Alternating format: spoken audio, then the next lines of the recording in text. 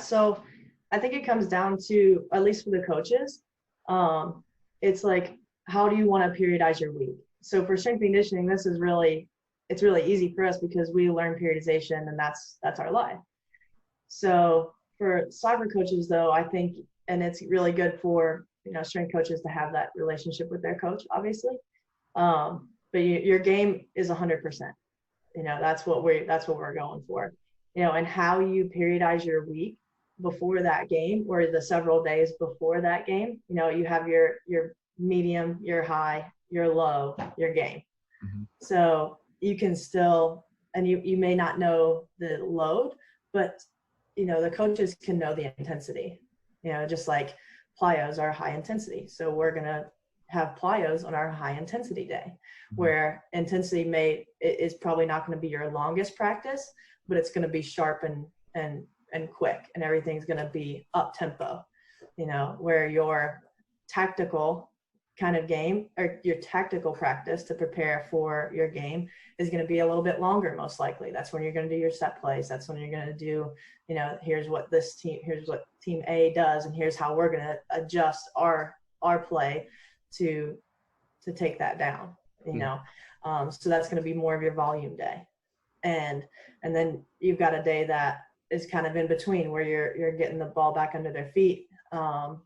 You're doing some technical passing, you're doing some rondo drills or small sided games. That's not going to be super intense, but we'll get a little bit of volume from it.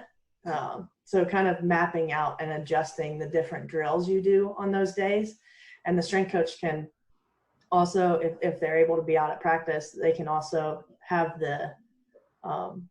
if they know that scheme, then they can do the warm up and activation to match that day, so that they're constantly preparing for that scheme or that periodization plan to prepare for our games.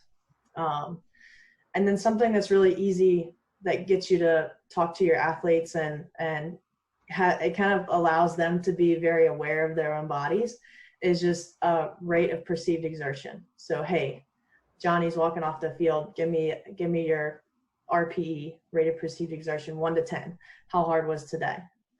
And you'll see probably like the high volume days where they're not doing a lot, but are going to be a little bit lower. And you're like, wow, I feel like that was a really hard day. But they'll get the hard days. The short, intense days maybe you're doing too much. And everybody's ranking at 7, 8, 9. So it does help the coaches make sure that they're mapping out their weekly game plan, and the players are giving them feedback to make sure that you actually are doing what you're doing. And you can get a load from that if you time the session. So it's the exertion score times the length of practice, and it'll give you a player load number. So if that's something that you want to track, you can kind of track it that way. But just getting a little bit of feedback and from the players, so that like the drills that you are prescribing them for the day to get them prepared for your game, is actually matching up to what you want it to feel like.